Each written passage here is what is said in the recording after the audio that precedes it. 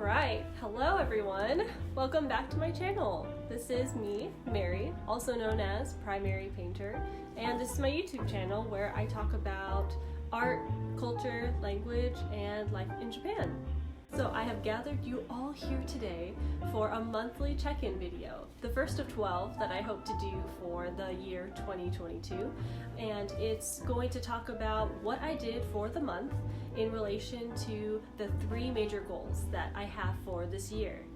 If this is your first time here, or if you've forgotten, which is totally okay, my top 3 goals for this year are to improve my Japanese speaking ability and general Japanese fluency overall.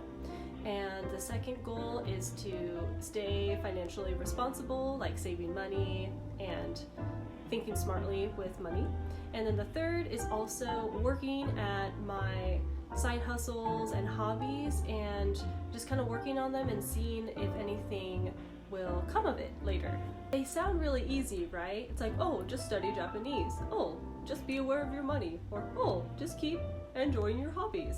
They sound really easy, but I think with making the goals sound very simple, it can also lessen what you actually have to do on the day-to-day to achieve it.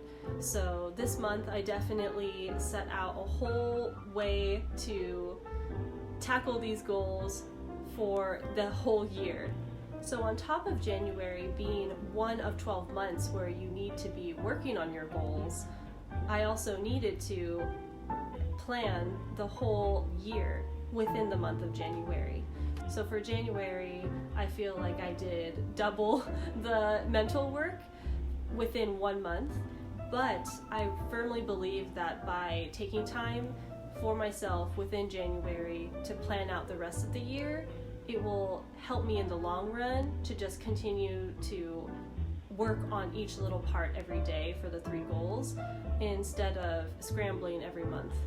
I also believe, based on past experience, if you don't have a plan for reaching your goals, especially breaking them down into smaller manageable bites that you can do a little bit every day, then it's definitely going to be harder for you to achieve anything that you want. Okay, so with that general reflection said, please grab your drinks like I have here with my no coffee mug, ironic, and bring your calendars, your notebooks, your note cards, your planners. I got mine here with me too. Bring all your stuff ready, and how about you review the month with me? Let's go! So first I'll share some of the items that I've used for planning in this month of January, and hopefully they will carry me through the whole year. So in preparation for 2022, I already went ahead and bought my calendars and planners in fall 2021 because I knew from 2021 that I definitely wanted to hit some bigger goals for 2022.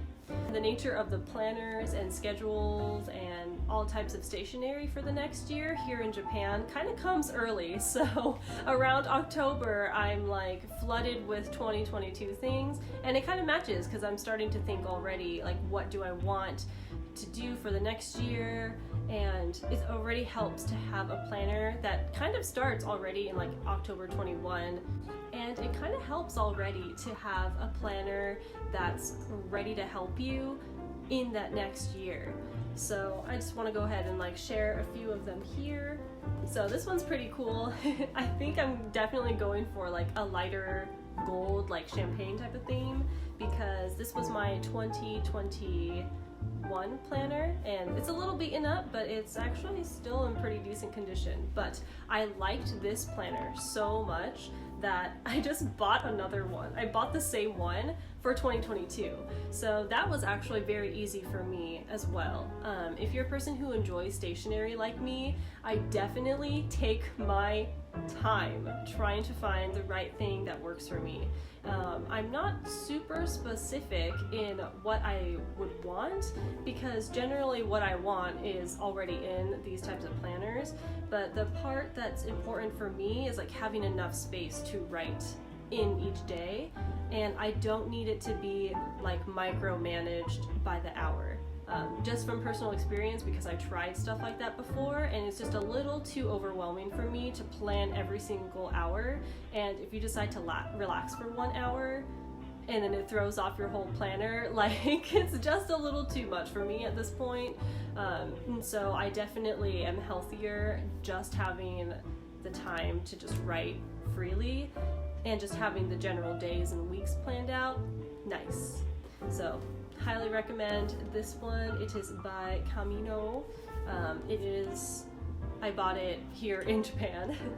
Yeah, it's very cool. I love it. It's shimmery, really, really nice quality. And I kind of matched it with this 5-year, oh, it's hard to see.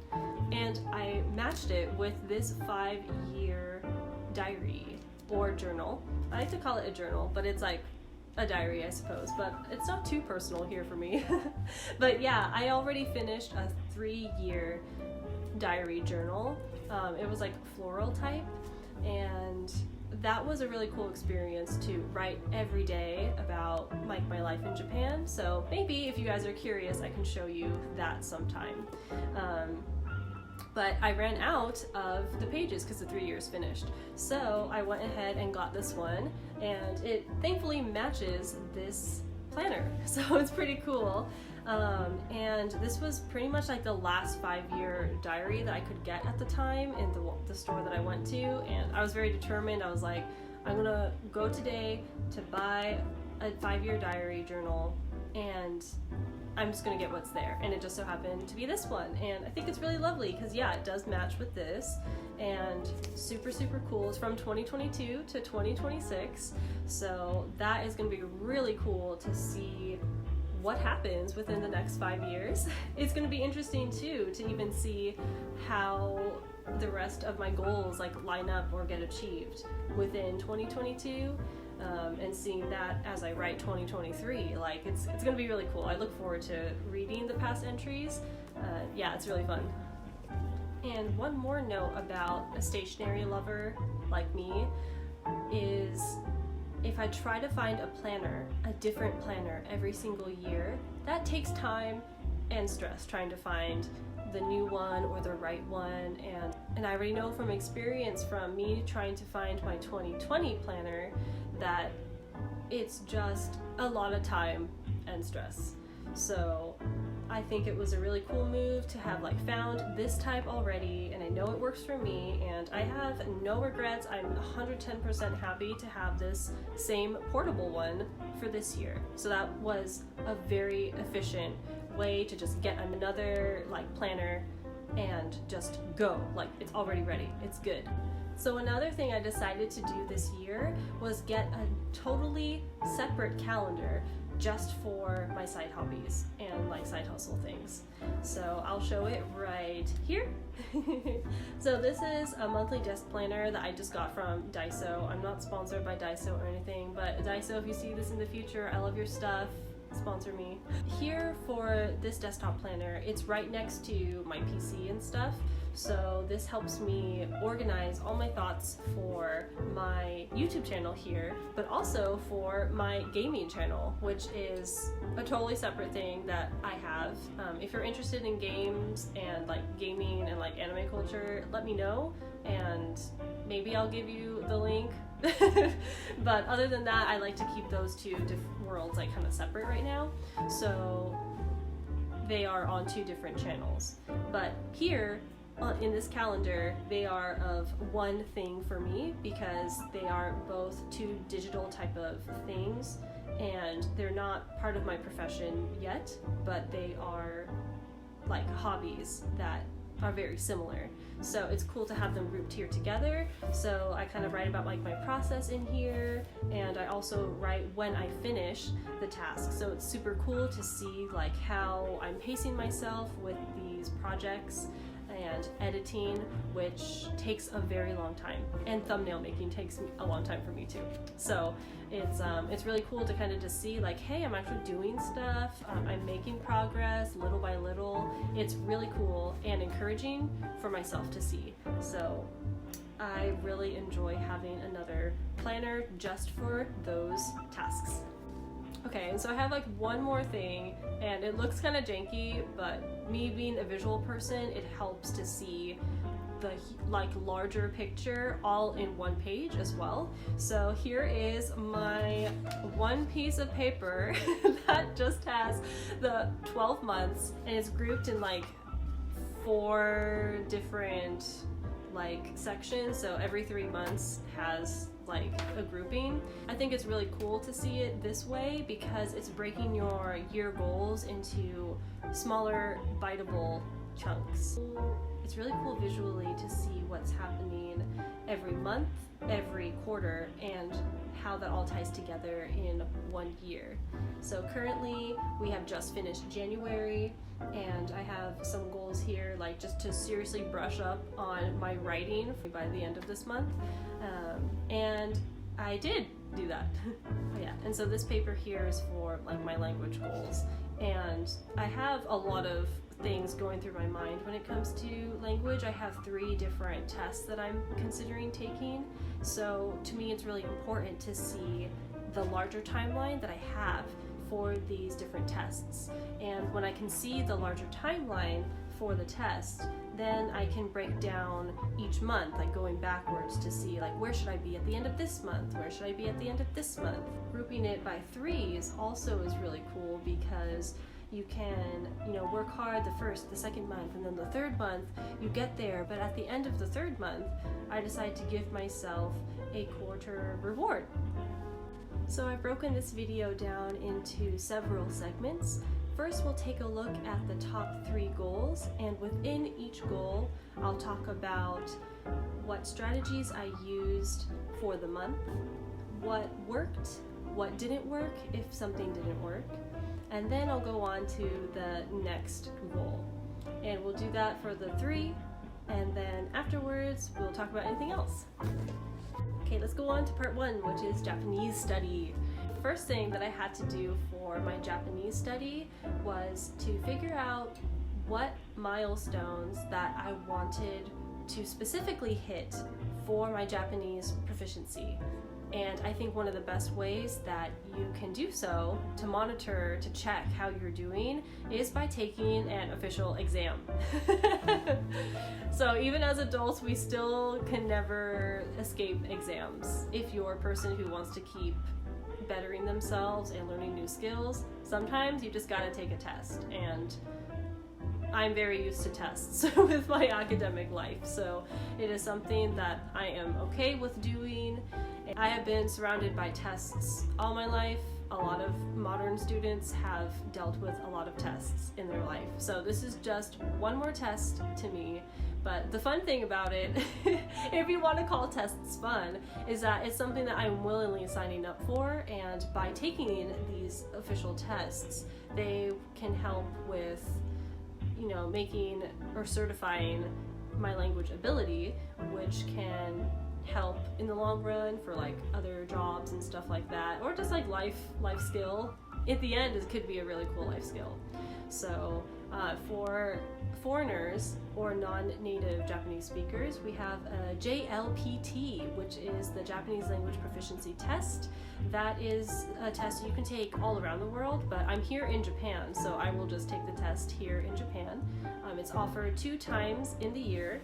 So with that calendar, that janky calendar in mind, I made 2 big points for where the JLPT will be. So it's happening in July and it's happening in December. So I'm gonna try my hand at taking a test in July, and if something doesn't happen where I don't pass that test in July, well, I have another shot in December. So not trying to put any pressure on myself really. I got 2 chances. I'll try it. Let's do it. And there's also one more test that Japanese people take, and it's a test that foreigners aren't asked to take at all, but I think it's really cool because it's called the Kanji Kente, and that is the set of Japanese, Chinese derived characters that Japanese people actually take to test their proficiency, their knowledge of their own language, which I think is super cool. And my favorite thing in Japanese is kanji, and I didn't know before coming to Japan that there was a test just for like showing your kanji proficiency. So I was like, you know what, I'm gonna try to take this, and I'm not gonna also push myself too hard either. I'm just gonna take one of the baby level tests and just kind of see how it goes. I also know that it's a test that's fully taken like for Japanese people, so all the instructions of course are gonna be in Japanese, fully aware of that, and it's structured for people with Japanese in mind. So I'm fully aware of such things, and I'm still just going to give it a shot. It happens in June, and I also believe it happens in October. So given coronavirus conditions, if I can make it to one of the facilities, then I'll definitely just take it. There's no shame in trying it, especially if no one is pressuring me to take it. I just want to take it because I love kanji, so I also have that set up in my planner. So I decided to get a Japanese tutor. It's a little bit difficult in these times because of the virus still being a big deal here in Japan. We're still trying to really minimize its damage and its spread to everyone. So in-person tutoring, not a good idea. So I took my time to find the right type of website and then the right type of tutor for me. And now I have a tutor! It's so cool! Having a tutor is a really interesting experience for me because I've never had a tutor before in my life. And as a student, I've always been the one to tutor like younger students or like tutor classmates and stuff, and I've never had it where someone is actually like helping to teach me something, and I think it's kind of a nice thing. I only meet with this tutor like once or twice a week, but I think it's already been helpful in helping solidifying the things that I know and really clarifying things that I don't know in terms of the language. So it is a very cool experience. Ganbarimasu!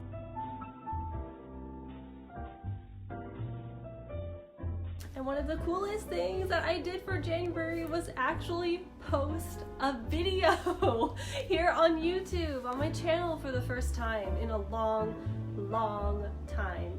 So I'm super happy that I took the time to finally go for it, and it was really cool to see you guys have your comments and watch the video and support, and it's a great feeling. It's such a great feeling.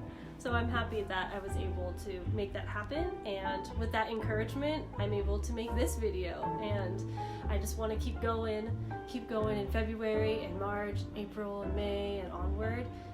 It's a really cool feeling to submit work onto YouTube and talk with you all from around the world at any time zone and just share what's happening with me here in Japan. So thanks for watching the past video, and thanks for watching this one too. Woo! I'll keep going, I'll keep making stuff. With that said, I would say that January was a very successful month for me. I'm like really happy to say that because I think I worked really hard to try to establish things and get things set up, and it was really cool working through the month and seeing the plan that I had already set up in the beginning of January and watching it play out, living it as it was playing out. It just felt really awesome. And when February came in, as it is now, I feel totally ready. It was a great month of setting a lot of foundations for the year, and the coolest thing was that I had a lot of fun doing it. I can't believe how much fun I had in studying the language of Japanese and, you know, saving money and, you know, using it wisely, and then also being able to make a lot of content for like my side hobbies. It's really cool. The month was so successful to me, I think, that it has made February smooth so far. Like I'm going into February feeling pretty good, like just continuing what I did in January, and that's kind of like a rare feeling. It's kind of cool that it's happening well so far. So hopefully it'll keep going like that in February for sure. I'll let you know next month. So thank you so much everyone for watching my recap video of January. I hope you had a lot of fun learning about what I did for the month. I hope it also inspired you to work on your own goals for your life as well. Let me know what you guys are doing in the comments. I love hearing it. And with that, let's all say good night to January 2022 and say good morning, hello to February. So see ya.